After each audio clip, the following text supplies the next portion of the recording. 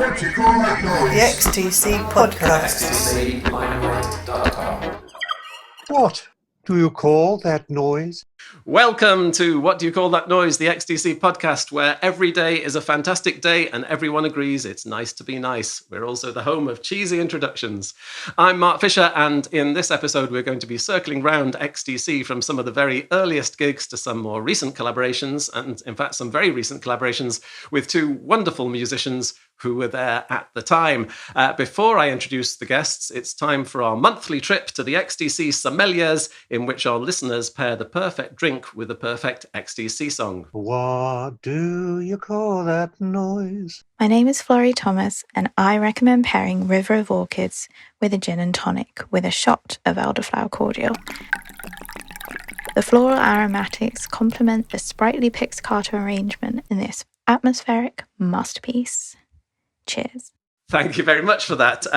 In the first 18 months of the XTC podcast, we've heard from some tremendous guests who have included Dave Gregory, Colin Moulding, Andy Partridge, Hugh Padgham, Stephen Wilson, Andrew Swainson, Stuart Lee, Martin Newell, Chris Butler of The Waitresses, Tom Clark of The Enemy, Laurie Nankervell of Squid, Brian van der Ark of The Third Pipe, Chris Toomey, Tom Bernhardt, fantastic authors, and of course, lots and lots and lots of XTC fans.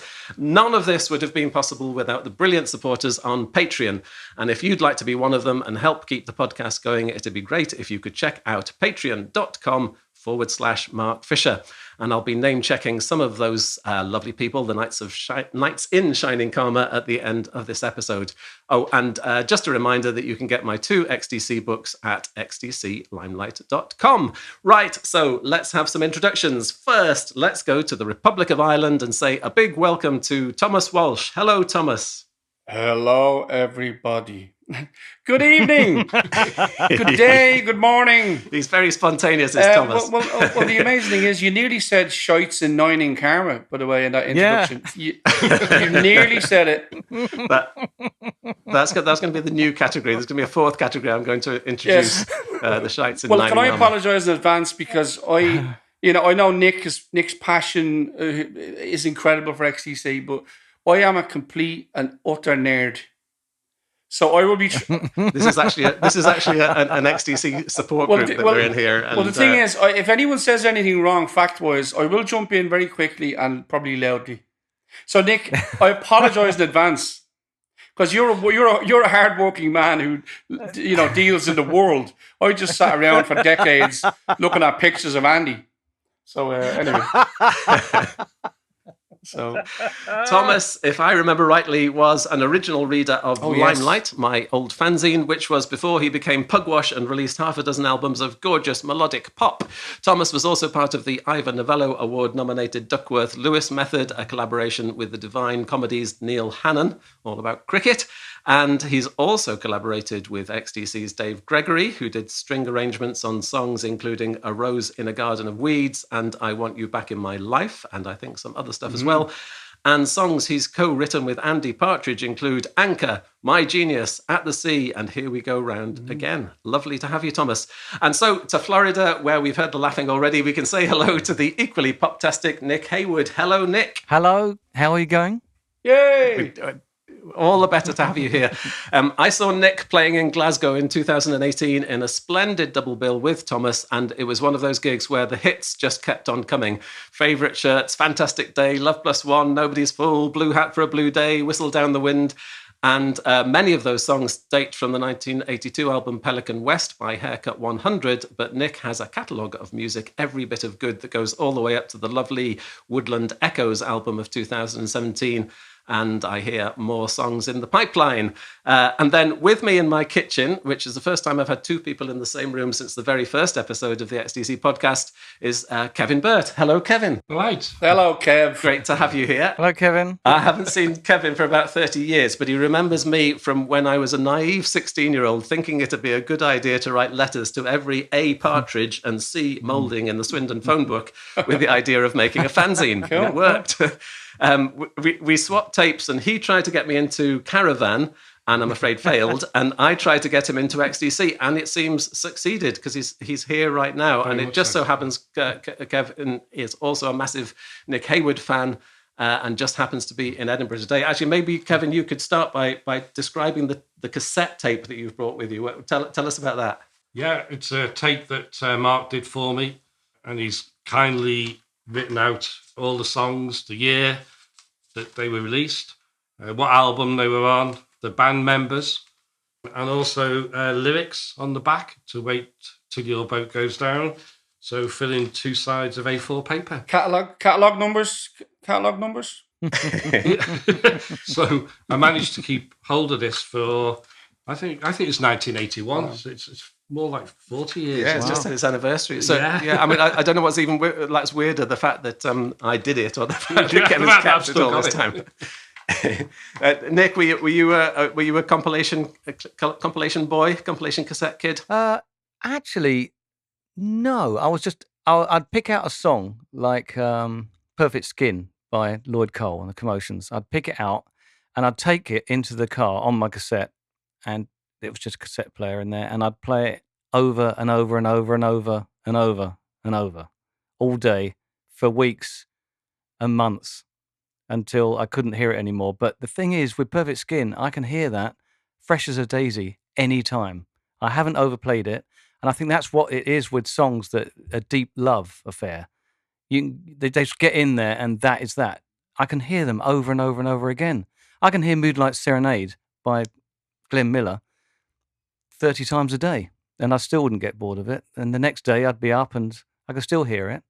But there are some songs which you just kind of like go, I can't hear that anymore, and they're brilliant songs, but you just go, I actually can't do that song anymore, and luckily I haven't got that with my own songs. I can play Fantastic Day over and over. It's really weird. I went through a period of not, falling out of love with them a bit, just because you do when you're growing up, don't you? You just don't want to wear flares anymore, and then you don't want to wear drain pipes, and then you don't want to wear any trousers, and then you don't want to wear any pants, and then you don't want to wear anything, and then then you get caught in the forest naked, and then you think, I better start wearing clothes again. But you know what I mean? I'm being silly, but luckily this is an audio podcast where none of us is clothed at the moment. What? But it's that thing. It's love, clothes, and songs. In that order. Can I already go back over a few things? Because Kevin, did you try and get Mark into a caravan or actually into caravan? I mean, we really have to clear that up first. Yeah. No, it definitely was a band. Cool. Well, that's good. We're talking about Canterbury Scene, aren't we? Canterbury Scene, who are apparently still going. Caravan. And Nick, am I right in thinking that you were a caravan fan back in the day? Yeah, I saw them in Croydon Fairford Halls. And then I ended up working with Julian Gordon Hastings, who is Pye's son. And that's who I recorded Kites with, his son. So I recorded Kite. He worked on Tangled as well, did he? And Tangled, yeah. And I still know Julian, and he's a fireman now in Scotland. And he's still doing music with his father. And they're, it's brilliant. It's absolutely brilliant to see them, working together. And Pye's just on a new album, and he's releasing it. Hold on, is there firemen in Scotland? Because in Ireland there's about six firemen, because it rains so much the fire doesn't have a chance. And basically every winter you see, where you see birds flying south for the winter. Well, you see fire in the sky flying south for the winter in Ireland, because fire hasn't got a fucking hope. So I'll just throw in the odd stupid thing like that as well. But I tell you, this is what it was like driving in the car with you, Thomas. It was brilliant. I'll tell you guys, the amount of stories I heard, hilarious stories as well. And but you did also go into your meditation zone. Remember when we got stuck in traffic and I was going on too much? Oh yeah. Oh, that was because I was taking wrong turns, wasn't I? Yeah. But I got into it and it was fine, and we got there, didn't we? We got there on time. Of course we did. You always got there. But you just go back to say, you said Lloyd Cole. It's amazing because I only taught that song the other day, and that was a big song for me, actually, I remember. Because I was a huge, obviously big Beatles fan very early on, a huge ELO fan. But in the 80s, and that's why we get on to XTC, in the 80s, something happened in the music that was way away from what you were being given. And you had to go looking for it, and there was no internet, of course, and all that stuff. But it's the odd thing would permeate, and Perfect Skin permeated. And you permeated with the songs. And the thing was, the only thing, when it comes to Lloyd Cole, he's kind of revered probably a bit more than you are, Nick, simply because he had a bit of a frowny face. And you smiled and enjoyed it. And that's the thing about a crowded house are like that. Crowded house always enjoyed their music. And I don't think they're given the credit sometimes that they deserve, because they always had fun in their music. And I've always had that as well, the fun aspect. And I always think it's almost detrimental sometimes to the actual... Oh, definitely. You know, what do you think? And I mean, Perfect Skin is such a great song. I've got actually, Tom, I'd be interested to know what both of you think about this. I've got a theory that when I try and describe the music I like, or maybe conversely don't like, it's the music I don't like is music that doesn't have a sense of humor. And it doesn't mean that I'm into the Barren Nights and comedy records. It's just that maybe the wit that manifests itself in a good joke also manifests itself into a good pop song, a sense of the absurd or the passion of life. Does that ring? Let's go straight for the greatest, the Beatles. I mean, were they ever not funny? Yeah, you know, I mean, when they were serious, Lennon was serious and funny at the same time. Yes, you know, exactly. and like I like when he was recording Imagine, and you know he's singing this heartfelt lyric, and then he calls the engineer a CUNT. It's hilarious, you know. It's like, you know, he's just about to do this great lyric, and he's like, "Yeah, you dropped me in there, yeah, fucking," you know. And it's like, fucking hell, Phil. Come on, so Phil. Brilliant, you know. That is John Lennon. When you see him there, he's like the Libran guy, isn't he? He's balanced. He's like two guys fighting against each other, you know, at the same time. Yeah, and the first person to show behind the scenes that, you know, you don't make a song like Imagine and it's like Imagine. You make a song like Imagine and your hair's all over the place because you've had a shitty sleep and you've had a shitty day, and you go in and you're trying to do a vocal take that's not working, and you curse and you hit things and you kick things and you give out to Phil Spector, obviously, which is a normal thing to do. And, you know, it's just, that's exactly another great aspect of that kind of classic band and those classic people. They showed you what it was like. They showed reality. And just getting back to obviously getting XTC in here, because it is an XTC podcast.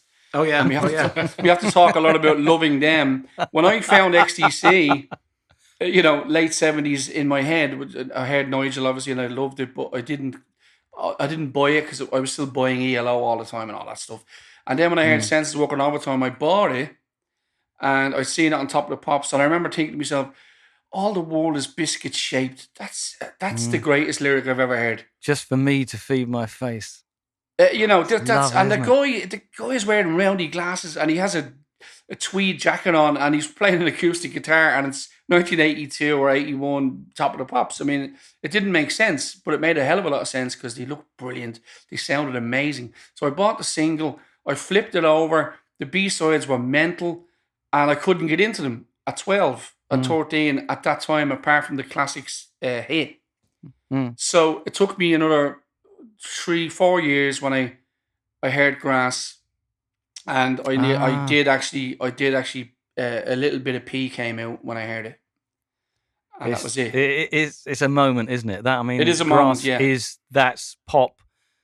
You know, a lot of bands, a lot of artists, all probably just went, oh yeah, you know, they've done it. They've done it there. And look at the time it was the height of, say, Madonna.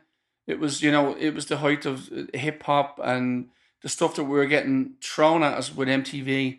But because MTV was still a music channel 24/7, you know, at 4 o'clock in the morning, I used to leave my video running, my 3-hour videos running overnight, because I knew they'd show Grass at some stage. And that's how I got Brilliant it. Video as well. Yeah, 2 hours and 20 minutes into a cassette one night, there it was. Yeah. And I always remember Eddie Grant was on before it. And, you know, and I think Luther Vandross was on after it. So, you know, because I played it so many times. And well, for us pop fans and guitar fans and, you know, Beatles fans and stuff, and, you know, ELO fans and references to that, it was a bit of a ray of hope, wasn't it? It was like, it's huge. And they've hit the target there in amongst all this other stuff that you felt that you couldn't really relate to. Yeah, absolutely huge. And, in a way, I don't think even the band can respect, and I don't mean that, I don't really mean that they don't respect it. I mean, they sometimes don't know how important they were, and still are. And even more so in a way now, even though they're not out and about and being a band at the moment. It's just... They've done it, haven't they? They've painted those pictures for us. So, exactly. When I hear 1,000 Umbrellas, because when I first heard that song, I just thought, that's the string sound. That's right there. That's the string sound I've always wanted to hear. Somehow, that was made, and that moment where Todd Rundgren and XTC, and I know there's lots of stuff around it, but as a listener, we're just listening to it, just going, wow, wow. Wow, this is amazing. And Nick, I'm fascinated.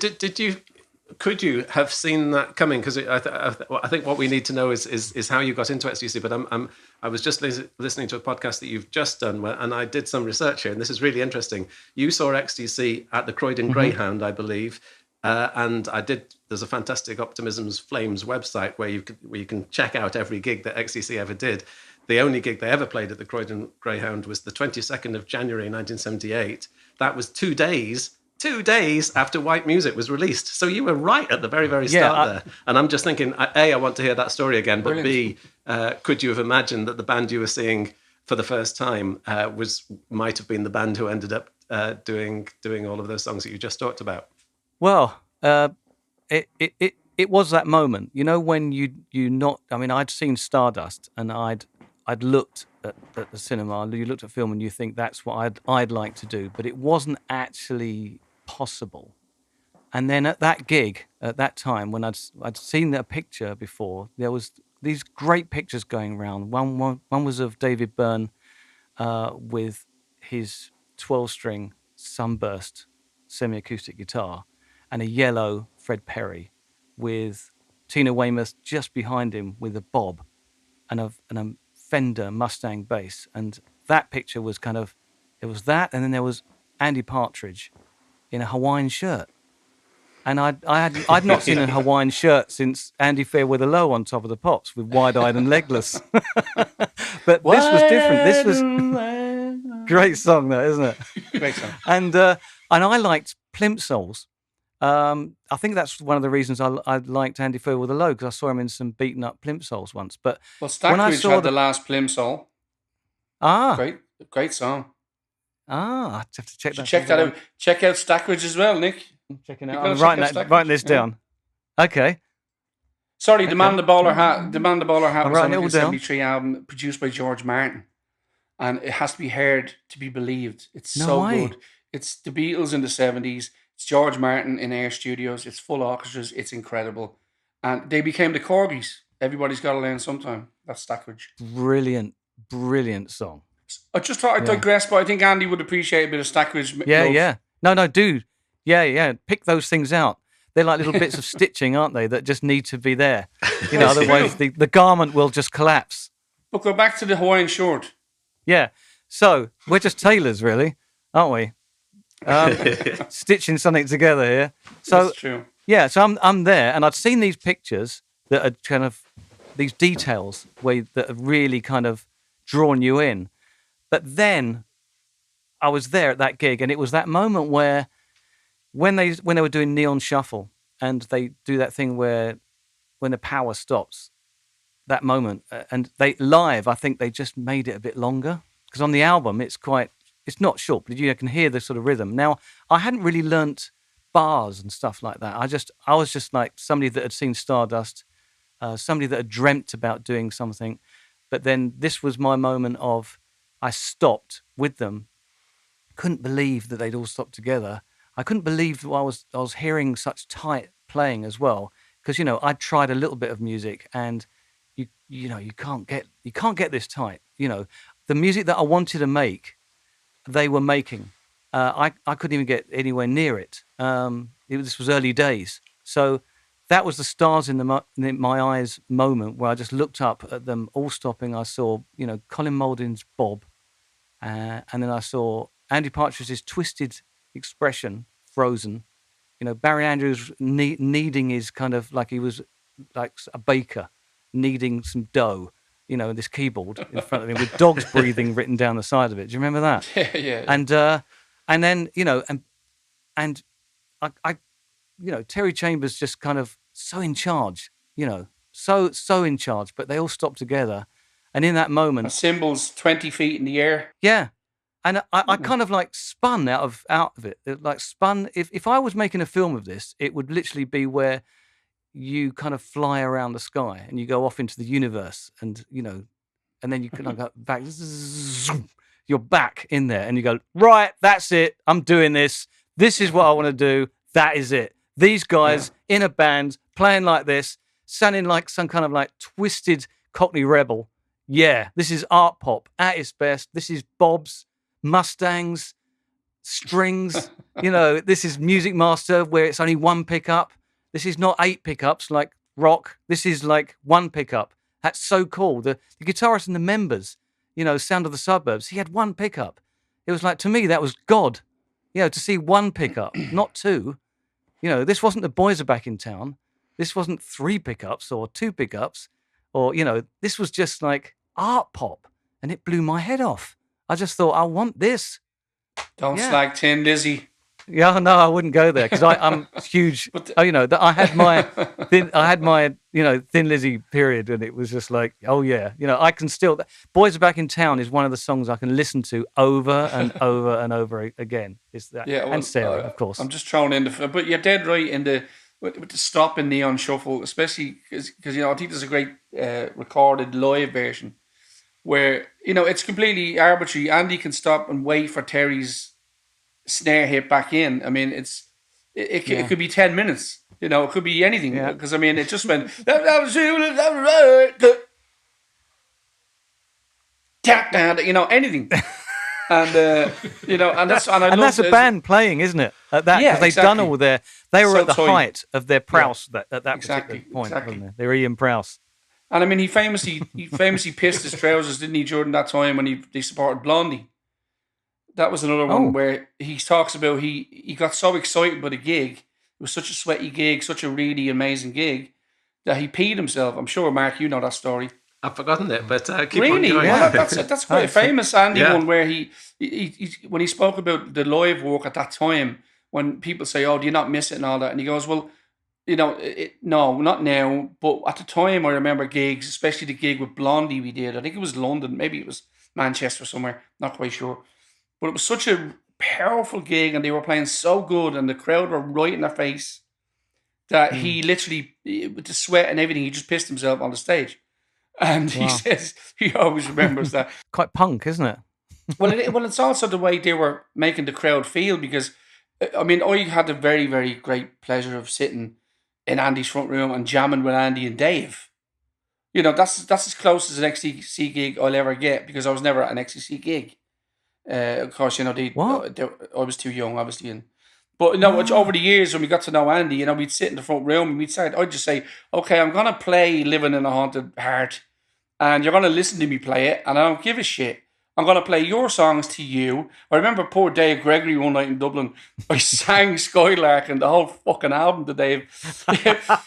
Pissed. Now, he remembers this and he says it was great fun, but I swear to God, I apologise so many times to Dave. I was pissed. And me and Paul Putner, the wonderful actor, comedian, Paul was in Dublin. It was the launch of a Pugwash album. And Dave came over to play the launch and everything. It was a very special time. And we all were pissed afterwards. And Dave was nice and calm, but he was having a great time, of course. And I just said, Skylarking's going on. I don't fucking care. And of course, it went on and it sounded so great. We were all singing it. Like there was 20 people in the room all singing every song.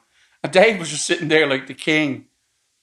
That was quite a special moment. But I remember, I think, singing Season Cycle into his face because he does a lot of backing vocals on that track. And because he's the nicest man I've ever met, and that's including you, Nick, and you're incredibly beautiful. Dave Gregory is the nicest person on the planet. It's reflected back at you because, I've travelled with you, I know. Yeah, and you know the smells. But the thing is, good. Dave is so nice. Dave, you could be pulling his hair and jumping on his back, and he'd still be going, okay, thank you. And But I didn't go over the top. But I remember the next day going, the next day when you've done something dodgy and you go, I said, Dave, I can only, and he started laughing, of course, which is why we love him. But that's the music. Their music encapsulates you into the point where you can go beyond your bodily functions. And even with Andy talking about pissing himself, I thought, yeah, that makes sense for me. Because if I was playing an XTC in 1979 or 78, I'd have pissed myself. Yeah. Well, I think Andy's supercharged, highly charged person. Yeah. That on stage, he must have been wrecked every night. Yeah. The performances they're so great. Every XTC gig you see or listen to, his guitar playing, that's another thing people rarely talk about. What a guitar player Andy Partridge is. I mean, it's not alone is it brilliant, he has his own style. And that's very difficult with musicians of any era. He loved Rory Gallagher, he loved classic guitar players. But he didn't play like Rory Gallagher. He played like Django Reinhardt meets Rory Gallagher. Django Gallagher, that's what he played like. Yeah. I saw Rory Gallagher. Rory Reinhardt. I saw Rory at the Albert Hall.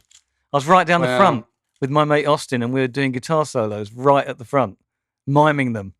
That's amazing. Bullfrog Blues. He's a genuinely great. I mean, he's a genuinely legendary guy. I'm quite proud. He's Irish from Cork. That's a wonderful thing because he was one of the greatest to play. But I loved when I heard Andy saying he was influenced by Rory Gallagher and people like that. Because it comes true in his guitar playing. His bluesy licks blended with the ridiculous jazzy stuff that he loves. All those weird influences as well he has, as well as the classic things like Rory Gallagher and players like that. I loved his Ibanez Artist. Yes. I remember falling in love with that. Nick, do you remember picking her up in the shed? Yeah. Do you remember? He had it in the shed, didn't he? He did.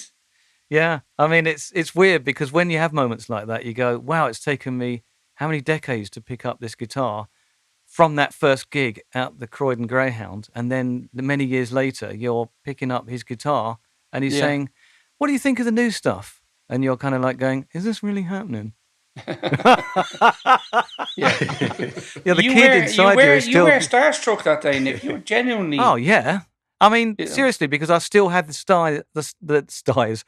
stars in my eyes stuck there from that very first gig. They were there, imprinted. I mean, and Andy's really good at that.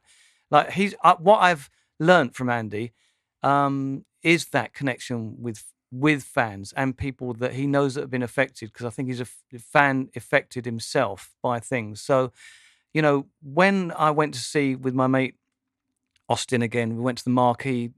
A few years, a year later or something like that. They invited us backstage, and we're sitting on their amps, and he was just like chatting, and there we are later. He's incredible like that. He's really approachable. Yeah, amazing. Really and really nice. I mean, a lot of people you've met, the ones that are a bit, they've got that stuff. It's like, you're not coming in. I'm not talking to you. I mean, I've stood by people that have just been so rude to people that have come up to them and said, oh my God, that song just changed my life. And they go, yeah, so? I mean, literally, it's like that. And so you just think, learning from something like Andy, when, you're sitting on the amps and just thinking, wow, they're just really approachable. And they're interested. They were saying, oh, did you want to come for a meal afterwards? You're just thinking, but I'm just like a fan. It's that sort of stuff. It really taught me early. And did you must have seen the others, like there was certainly if you were in Britain, those sort of 18 months or so around the time of Pelican West, you were one of the most famous people in the country. So you must have seen it from the other side where people were completely in bits over approaching you. And you must have been around a lot of needy, very similarly high profile artists. It's a sex symbol. That's what he was, that Heyward fella. I was a symbol. You were a sex symbol, and maybe a ride. I was a 16-inch ride, or maybe a crash. I don't know. I like those little symbols. I mean, did you go through a terribly did you manage to resist those pressures of fame? Yeah, I did. I mean, I didn't expect the levels, and I think because I thought we were, when it was, in early New Musical Express reviews, it would be like Haircut 100, Britain's answer to Talking Heads, and I remember thinking, yes, wow, this is it. And then there was that moment at your press agent's, Judy Totten it was, and she said, guys, do you want to do Oh Boy? And it's like, you start to think, there's a moment when like Stardust, David Essex, Blondie, you start to think like that. And I'd been on the bed with my girlfriend Laura, lying there with her reading Oh Boy. And, I remember seeing actually Andy Partridge, in the centre spread. And I thought, well, it's all right for Andy, and I remember seeing The Boys, because she was, remember that song The First Time by The Boys?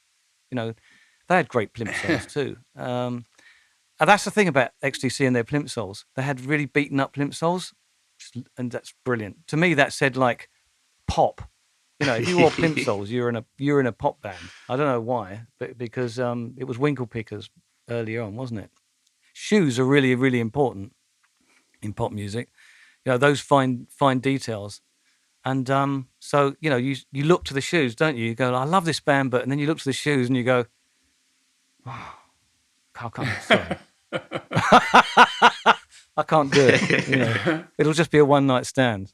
Well, the Beatles did have immaculate shoes, and actually, I always remember Brian Wilson saying that when Paul McCartney came to the session for Vegetables, the Beach Boys track, he says he had amazing shoes, and it's incredible because he was wearing his, I think it was his purple suede 67 Pepper shoes. I mean, that's a pair of shoes. Jesus Christ. Purple shoes. Purple shoes. But he always, and of course, Brian being Brian, Brian will remember the ice cream that day and the shoes. Because that's what Brian loves. That's the details of, I mean, that's why we all love certain details of songs and stuff. Like you hang on to those lyrics and all the fine stitching.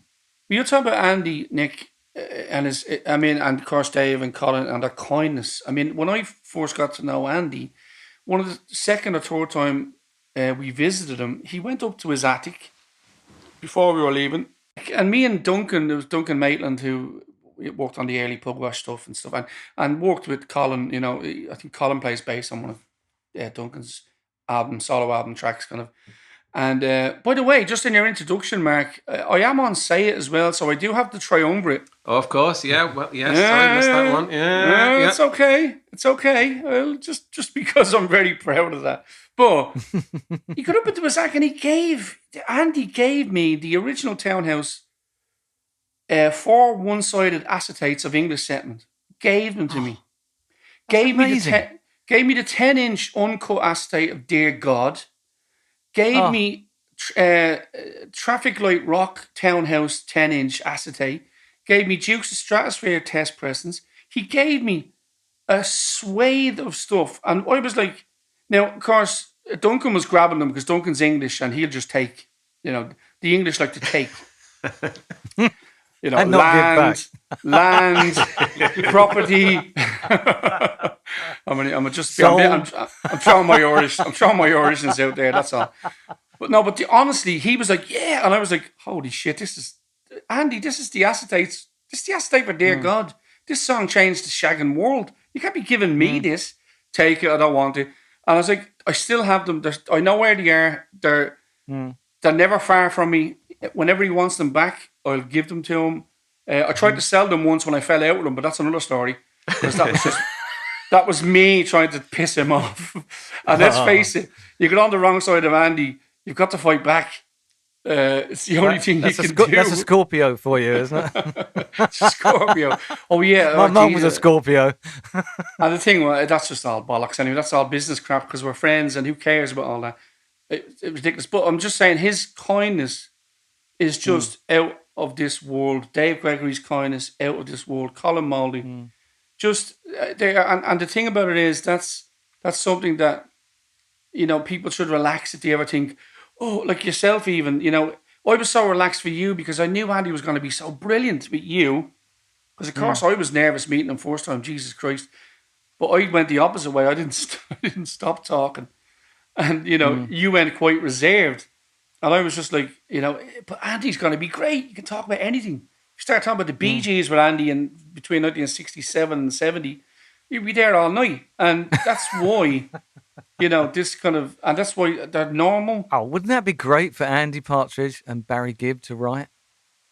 Imagine that. That'd be great. I mean, I got a shed in my garden because of Andy, because Andy had a shed. So I got a shed in the 80s.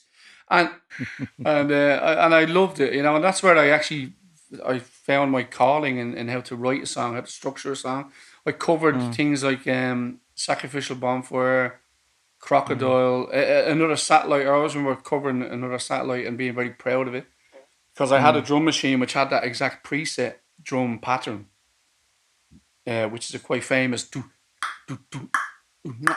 It's a classic 80s drum pattern preset. And so I remember, but of course I had to try and learn the chords, and I was only 18 and I was playing. So I do what Andy did, because Andy told me years ago, there's lots of chords in his songs that haven't got names because he made them up. So there's a particularly great one in No Tugs in Our House, where I go, no tugs in our house, dun, dun, oh, there, dear. That one there. It's just two fingers in a slight D shape somewhere on the fret. And when you play it, it's the fucking chord. Yeah. You can't play any other chord. That's going to the horse's mouth. That's going to the horse's mouth. Exactly. And when he showed it to me and I played it, I went, oh my God, that's so brilliant. Because chord books for that song will have a certain chord there and it won't be that chord. Because there's no name for that chord. He just put his fingers there. They'll not know what you've dampened and the way you've played it, will they? Yeah. The chord. That's the thing. Just showing somebody. I'm doing those things on my Patreon where you go, this is actually the way I play Fantastic Day. It's Brilliant. not. It's the simple chords where they're like C and G and D, but it's that thing of leaving the little finger on the top always, and it's that thing of the way it's dampened and just slight little touches, but those subtle touches are actually the source. Yeah, I mean, you're talking about presents, but he gave me. Do you remember when on that day he gave me a Burt Bacharach autobiography? He did, yeah, absolutely. And I wanted him to sign it, which is a bit, I didn't ask because I didn't have the confidence to say, I know it's a Burt Bacharach autobiography, but can you sign it? Anyway, and I took it, home, put it on the shelf. I was renting somewhere at that time, above a posh shoe shop in Henley. You and your fucking shoes. Oh yeah, that was it. It was it. Shoes. It's massive. So I'm in the bath because I always read in the bath because I can't. It's the only place I can read because I focus when I'm in there. So I'm just reading the book and I just loved that book. I mean, it's just it was like it's that thing of okay, Andy's read this now I'm reading it. And the details in there about certain little things that sort of happened with songs, because it's that thing of the songwriter. I think there are people that, if you're a songwriter, it's just, you can't help it. You're not going to be good probably in the bank. You're not going to be good with certain things because it's the way the songwriter's mind thinks. I sometimes think a songwriter sometimes is not... they normally are too sort of amenable because they have to be open all the time to stuff, Well, here's another amazing thing about Andy: his recommendations. Now, Andy Partridge is a legend, right? So if Andy says, "Oh, you should check this out," you kind of get that shiver down your spine because you go, "Okay, he's my idol. I love him. He's gonna recommend something I fucking hate. So how do I deal with this?" So over the years, I've just, I'm comfortable with saying, I don't really like that. That's fine. But his recommendations are 100% across the board brilliant. And I'll tell you why. One of the first things he ever recommended to me, and I have to say, shockingly for me, I didn't know a lot about Judy Sill. And this is back in when I first met Andy in oh God, it must have been, 2003, around that time, 2004. And I didn't know Judy Sill's stuff. And he just said, I'm going to send you a compilation of Judy Sill. And he sent me a CDR in the post. And I remember going, oh, I have to listen to this woman singing. And I put it on and I literally wept. It's just... And of course I bought everything and I love her and I have everything by her and I'm obsessed. I'm an obsessive Judy Sill fan now. And I just said, Andy, thanks. Thank you for, shit and any more recommendations. And he always had incredible I'm just things. writing it down. Oh, wow. Oh, God, yes. And it's interesting, when you do discover Judy Sill, you can really hear it in Andy's writing, his later writing in particular, can't you? Yeah. The Kiss, obviously, being a huge example of that. But just another aside as well, by the way, when he gave you that book in the house, of course, there's me, Mr. Okay, Andy's given me incredible stuff, as I've mentioned over the years, but I'm there going like a 5-year-old, going, what are you going to give me, Andy? Ah. Do you remember? Check out what happened. He says, oh, I don't have it. And hold on, let's go into the other room. And we went into his... Father Santa goes off to the other room and finds something for Thomas. And he's All looking right, around. Thomas.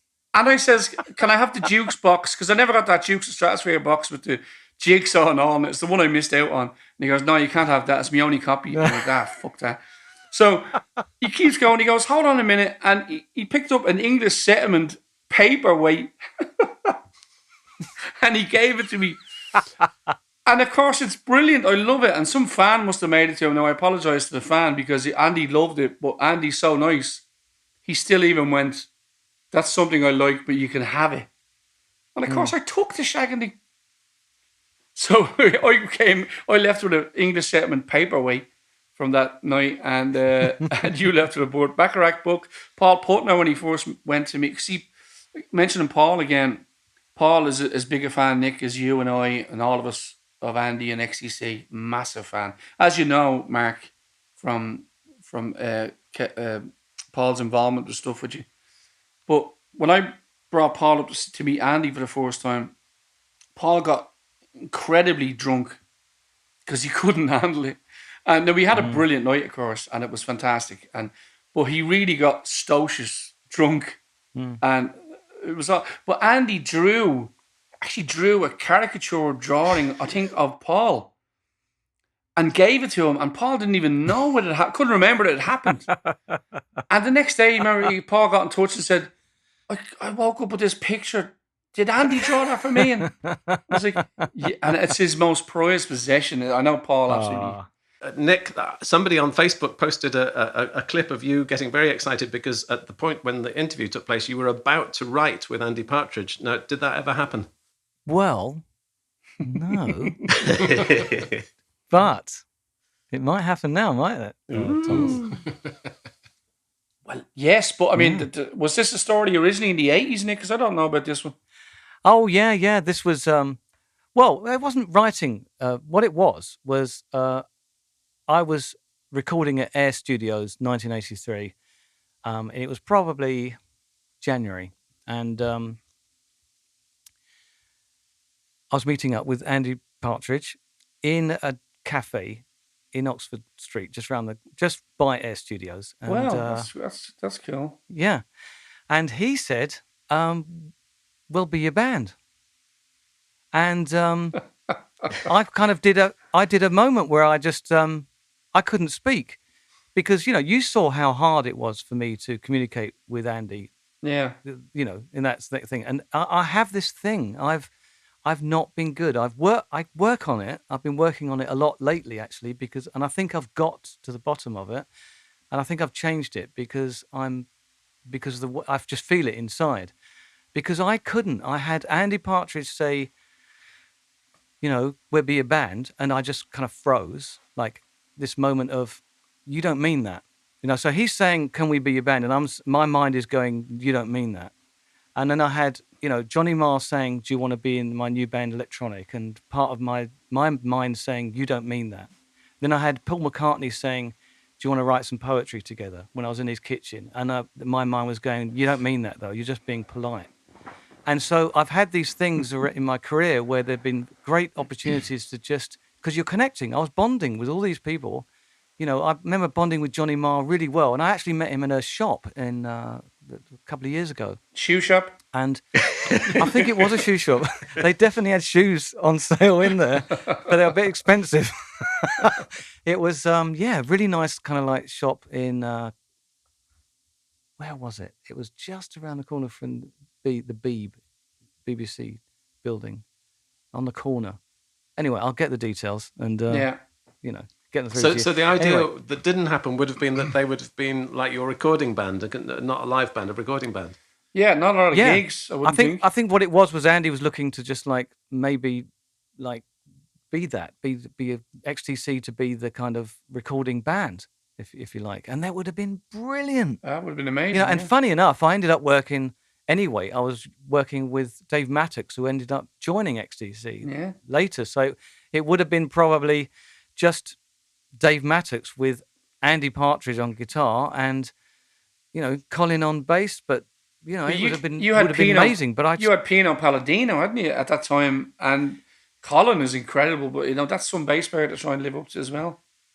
Yeah, it was Pino was a guy that I felt like I'd discovered because I was in a demo studio in somewhere across the road from this gig up in. Oh, these details. They'll join in later. The further away from them, the more. Sometimes you have to kind of search for them like dropped mail. Where is that?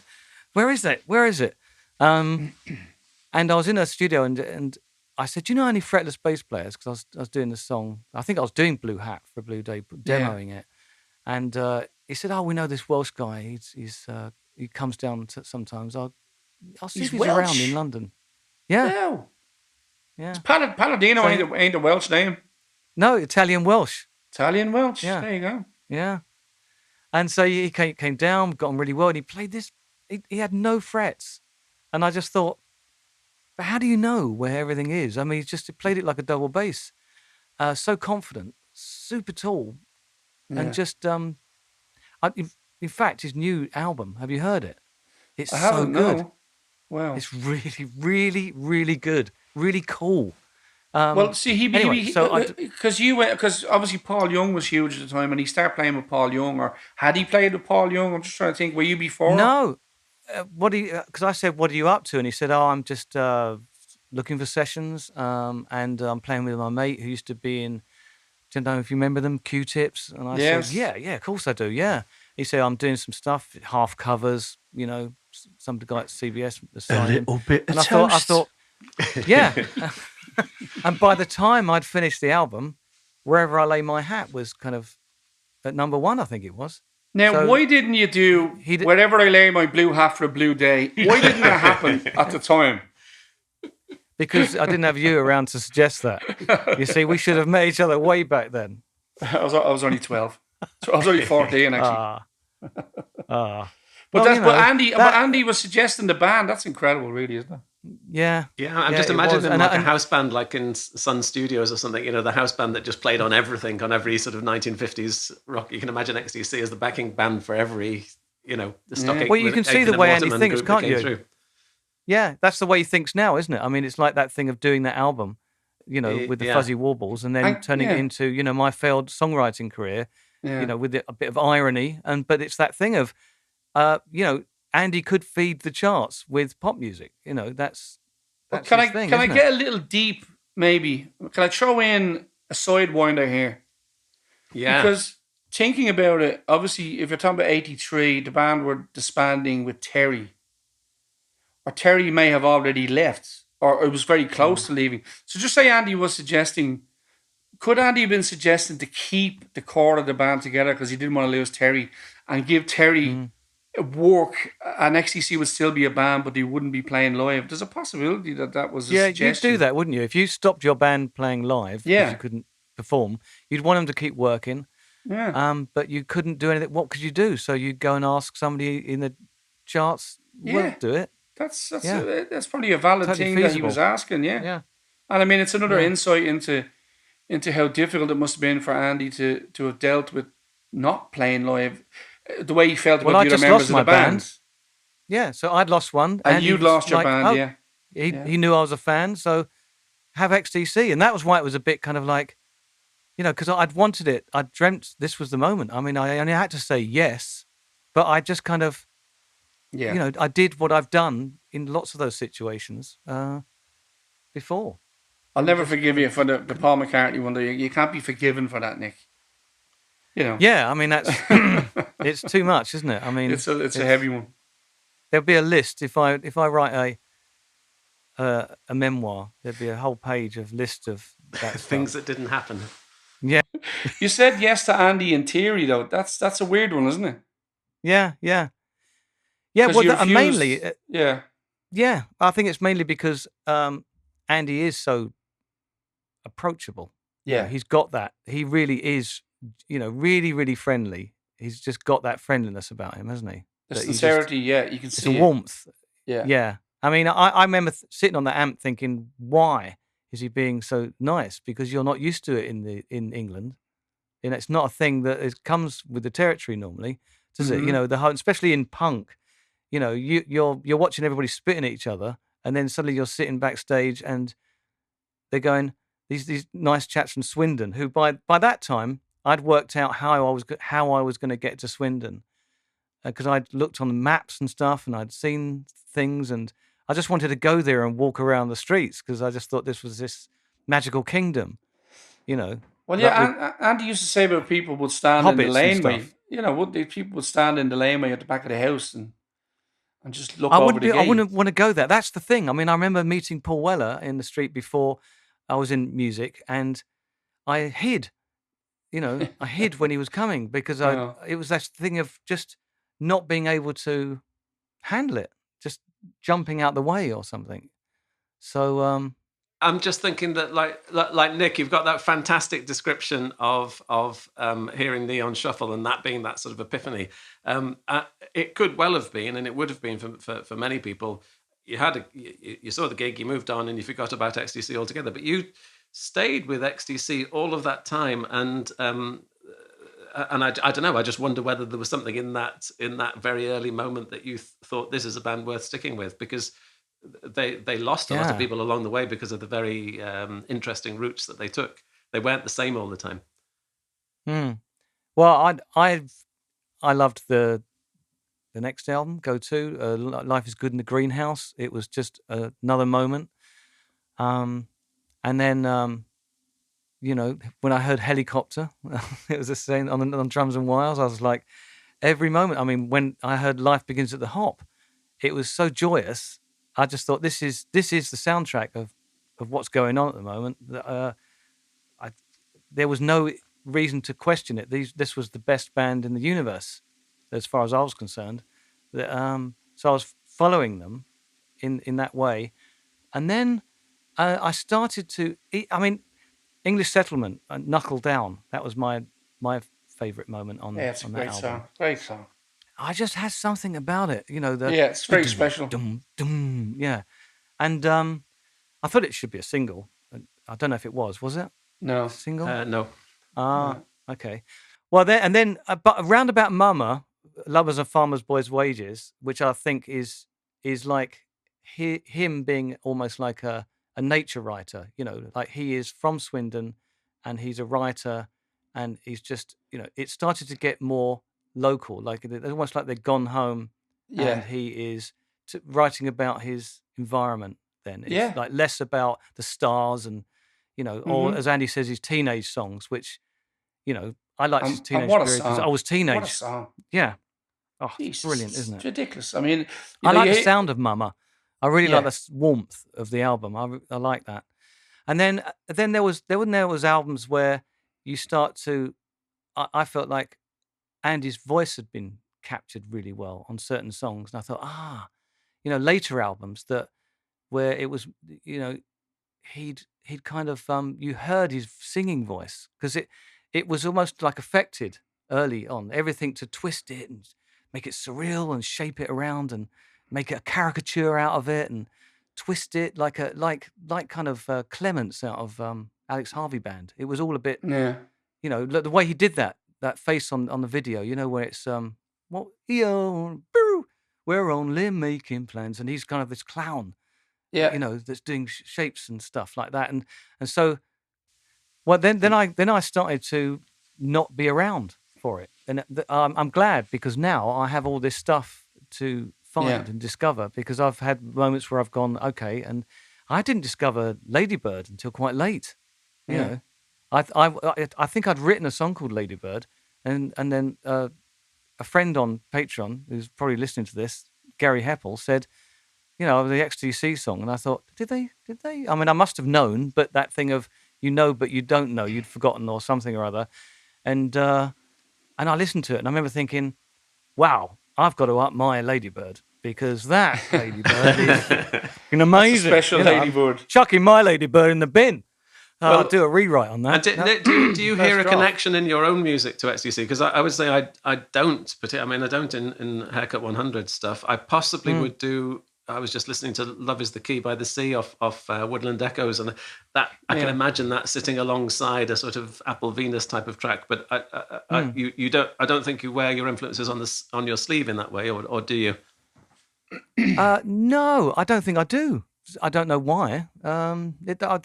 They should be there, but they are mostly on Woodland Echoes, because, and maybe it's through as you get older.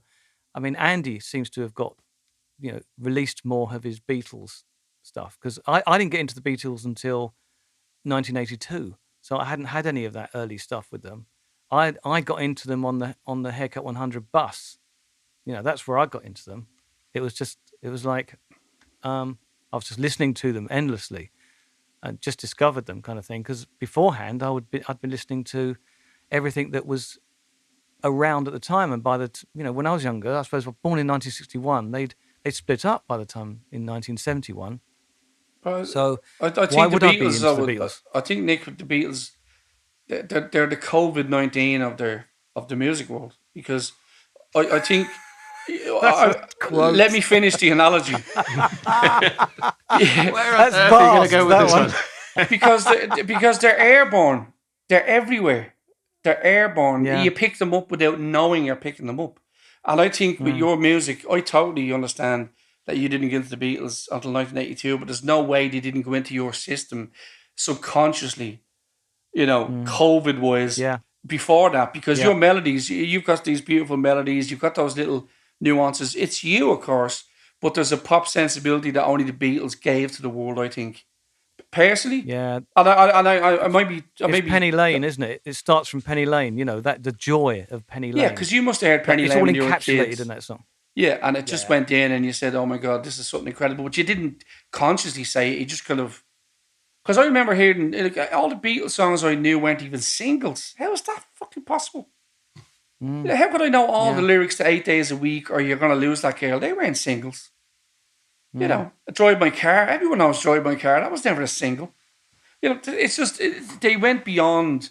So to me, they were airborne. But I agree. I totally respect that you didn't get into them as a band till 82. And that's incredible, really, because your pop songs are incredibly catchy. And, you know? I was thinking the same Cheers, thing. Thomas. Thank you for that. That means a lot.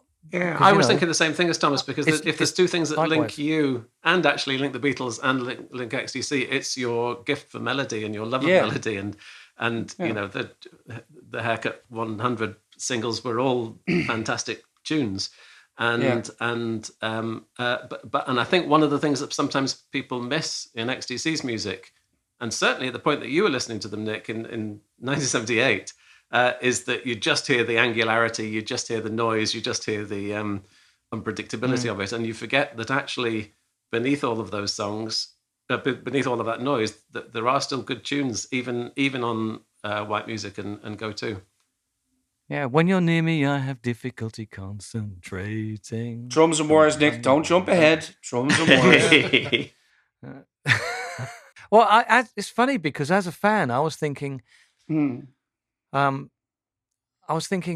don't they have that initial plimsoll and that image that I'd seen, because I liked that kind of like Rock Goes to College early sparse stage, the H&H amplification, the Ibanez Artist, you know, this kind of like college pop thing I'd liked, where they were looked like the Feelies a bit, but a bit Yeah. of Talking Heads and stuff, and that kind of art school image I really liked about them, and I wanted them to continue that. So I felt like that wasn't helping them with the hits in a certain period, because I thought they had a really good, like the Ramones hit on a really good image, like that was really good what they had, the leather jackets and the drain pipes Oh, yeah. and the plimsolls, it was, and the hair, and I felt like XTC had this image like that, and I thought, because that's what I got into it as well, it was a big part of it.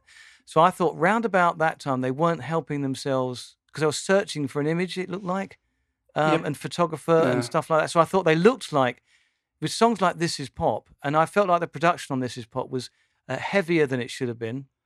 The mix was a bit, It's a muddy mix. I'll give you that. Yeah. And stuff. And I just thought, wow. I had this view of how they were, and the same happened with Talking Heads. They very quickly evolved for me, and they were kind of leaving that college bookish thing that I'd initially been attracted to, and liked bands like the Yachts and other bands, and they were going, and that's what I liked about the Police, because they looked a bit like that, and all these bands that were very simple and had simple stuff were going very complicated. If only I'd have actually worked with Andy and learnt more lyrically with him around about that time, because I was very literal, and what I loved about Andy was how poetic he was and how off the planet some of this stuff was. And I remember at that time being kind of like, yes, I was a commercial artist and I thought commercially, but I definitely wasn't as learned as Andy at that time. And I could have learned a lot off him in that way, because the way he put things together. So that conversation, say if I went back in an about time, Back to the Future kind of way, I'd go back to that cafe and I'd be chatting for hours about that, and I'd say, can you help in that way? Can we work together? Can you teach me to? Would you have taken on the advice though at that stage? Yeah, because you were a big star. Not then. No, not then. But in hindsight, about time, kind of. Okay. Yeah, in hindsight, I'd go back in my spaceship that we're going to build, the three of us, Andy, yourself, and I, and we're going to travel back in time and do it all right. Well, that sounds good to me. Yeah. Well, can I just say then? Can I just throw this in as well? We must talk about Colin Moulding, because obviously this is an Andy love fest, because we love him and we love Dave and we love Colin. But when you talk about the songs, there are songs in the XTC catalogue that had changed our lives, and they were Colin Moulding songs. And especially to me, when I got to hear like Colin's demos, because Andy's demos are famous.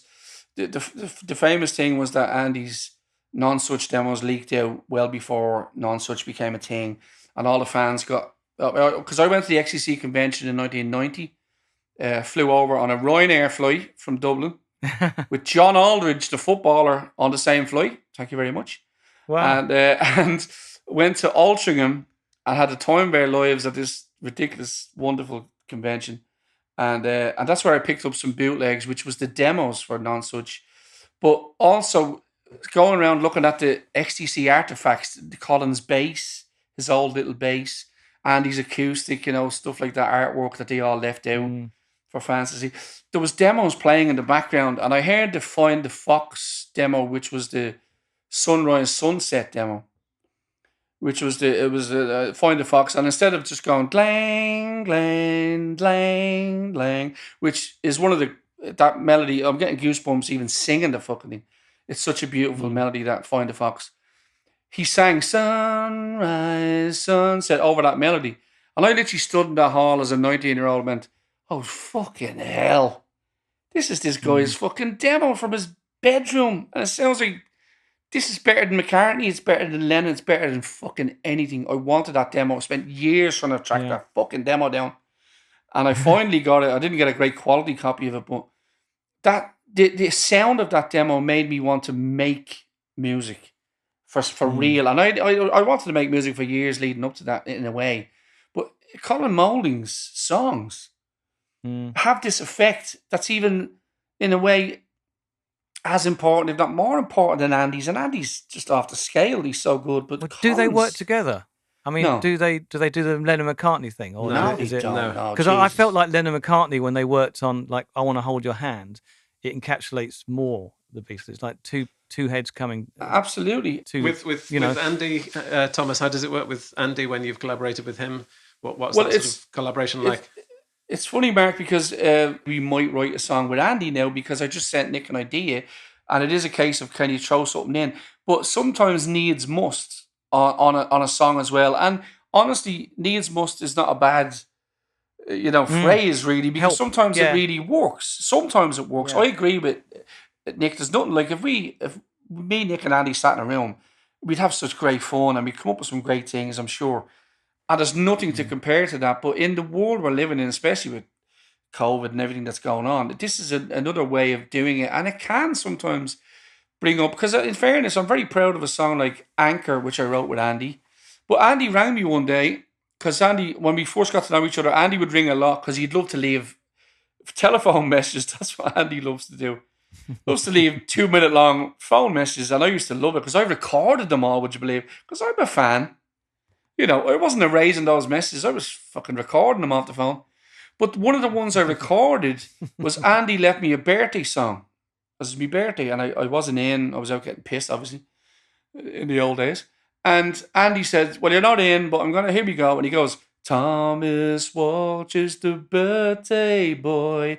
La, la, la. And that's the verse of Anchor. and I took that and I went, I'm going to write an entire song around this to show Andy Partridge I'm not some gobshite from Ireland who can't do stuff. So I did, and I really honestly wrote one of my best songs because I wanted to show Andy I can be a person that can come up with quality. I'm not just a big fan, which of course I am. So he didn't even know he was collaborating on that one. When me and Andy get together and we write, I have to record it just audio wise. Because we'd never remember because Andy goes, blah, blah, blah, blah, blah, and he comes up with amazing melodies and they're gone if you haven't recorded them. Because they go. Even if he says, play that again 30 seconds later, I've forgotten it. It would be different. Yeah. He's forgotten it. You know what I'm saying, Nick? So basically, I did that in a lot of the audio chats we do. I'd have a little dictaphone beside the phone. And then I'd just go back at the end of the conversation, the end of the phone call, and I'd listen back through the hour and a half and I'd go, okay, I'd stop the tape there and I'd record this little section. And it was like my genius. He went, you fell for my genius. Da, da, da, da, da. And I just took that and then I wrote the song. And I'd send Andy the clip of what he wrote as an MP3 and then I'd send the demo. And I'd say, here you go. Here we go round again. He never knew he'd come up with the verse melody because I found it on a tape. So he was delighted with that. At the Sea, we did a lot together, which was great fun. But 3 or 4 things I've done with Andy, maybe 2 or 3 maybe, I've written a couple of years later when I've listened back to tapes. And another similar question is, how does it feel? Journalist question: how does it feel when you open up whatever it is you open up and you have a Dave Gregory string arrangement that you hear for the first time on one of your songs? Well, I'll tell you what, Dave is, God almighty, where do I start? I love him so much. He's such a friend. He sends me birthday cards, Christmas cards every year. And I feel like shit because I never send him anything. I'd send him stuff, but I don't send him stuff. I say, Dave, I spent enough money on your fucking music over the years. Give me a break. So, no, but I tell you, his string arrangements are mind-bending. That's just the first thing. But check out what he did on the track Here, which is one of my songs. He did the string arrangement. I had a little idea for the string, so I sent him a little hummy demo. Because that goes back to the Bee Gees again. I always remember reading years ago when I was a kid that the Bee Gees homed their string arrangements in the 60s to Bill Shepherd, and he wrote them out. So I went, that's the way I'm going to do it, because I'm not going to write music because I'm not fucking talented enough. So I'd hum stuff. So I sent a hummy kind of idea to Dave, and he wrote this incredible score. But Jenny, check out what he does. He goes, I just thought it could maybe do with a little bit of a lead break. So I've actually sent you something, but you don't have to use it. Me and Keith put it on. We put it up in Pro Tools, but this is back in 2007 or so. And it was a double-tracked lead break on Here. Now, I'm going to put the song up later actually on my Facebook and stuff because that album's coming back out on vinyl next month, so I'm promoting it a little bit. Listen to the lyric break that he said you don't have to use. Just fucking listen to it. It's like something Todd Rundgren couldn't do in a billion years. And he just did it and sent it. And he said, you don't have to... I remember getting back in touch with him and saying, if you were beside me, I would have swung for you. Because I got so annoyed. It was so beautiful. It was just like, how could you say don't listen to that? Jesus Christ. I remember pushing it in the mix. Every time I would mix it, I'd push it in the fucking mix. It's so good. And that's the talent of the man. And that's the genius of the man. He doesn't even know how fucking brilliant he is.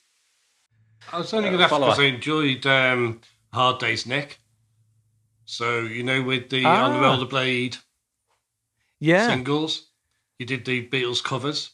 What's that? I don't know about that. Hard Day's Nick? Yeah, I tried to do them. As serious? I just felt them. Yeah. Why didn't you give me a copy of that? They're good. So I have to find a copy of that now. I got Andy Bell from Oasis and Ride playing the guitar. Oh, did you? With his SG. He did all the lead stuff. So he was playing George Harrison. What would you choose if you picked a couple of XTC songs to put on a CD? Not that people do the singles like that anymore, but what do you think you would choose? And Thomas as well, I suppose. It's all right, Kevin. I want to hear what Nick has to say. Well, I did. I sang Statue of Liberty at Rob Stringer's birthday party, 50th birthday party. And it was weird because it's the weirdest audience ever because it's a birthday party. And there was Sade, Manic Street Preachers, and, Brilliant. it was every manager you could think of that you'd probably want to manage you, from Roger Davis, Tina Turner's manager, and Adele's manager, and everything. And they were all there. And I played Statue of Liberty for Rob because I know he's a huge XTC fan. Yeah, I mean, he's like, seriously, that's the lovely thing about Rob. He is a super fan. He's not kind of like your average music business person.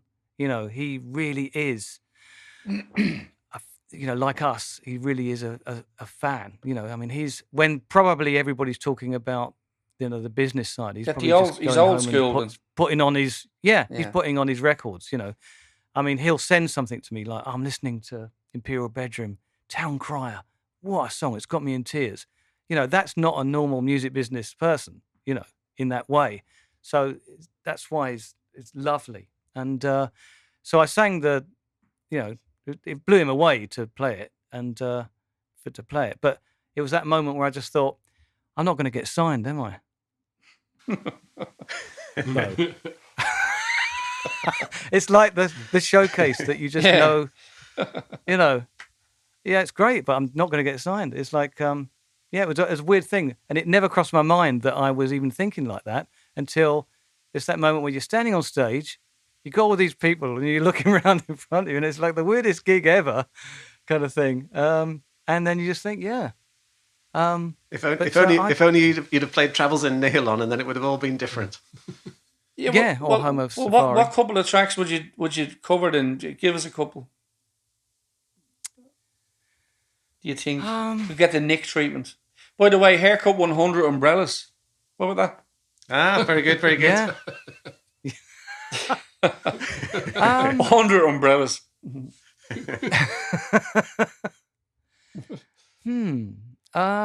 it be 80s? Would it be 90s? Would it be, would it be 70s? Because let's face it, 90s we have Non-Such and Wasp Star. We have Non-Such and Apple Venus.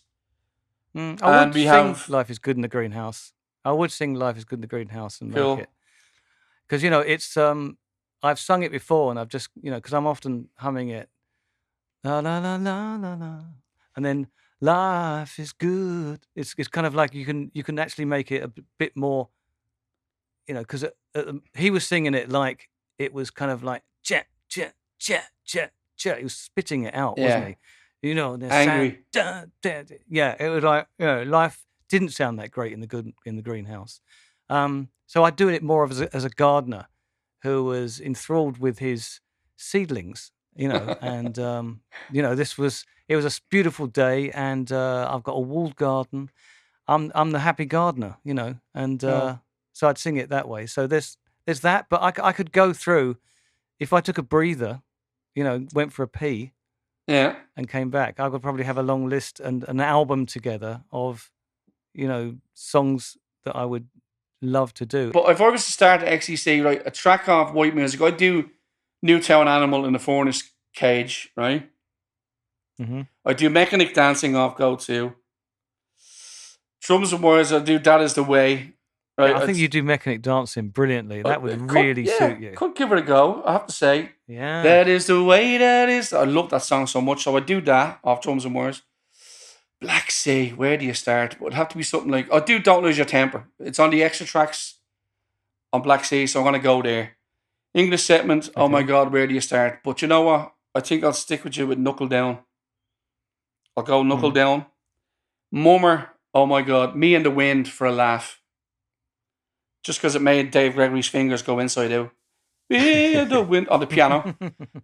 Big Express, I've got to do Wake Up. It's just what a song. What a way to introduce an album. Mm-hmm. So Wake Up. We won't do Dukes. We won't go there. Skylarkin. Oh God almighty. Fuck it. Earn enough for us, right? Earn enough for us. Skylarkin. Mm-hmm. Then Oranges and Lemons. Cynical Days. Fuck it. Go Colin on that. Non-Such. Oh my God. Where do you start? Omnibus. Fuck it. I said it. Omnibus. Right. Omnibus. So then, oh my God. It's Apple Venus. Jesus Christ. Harvest Festival. Fuck it. Harvest Festival. Wasp Star. This is the last XTC song I ever thought I'd get into, and now I'm obsessed with it. The Wheel and the Maypole.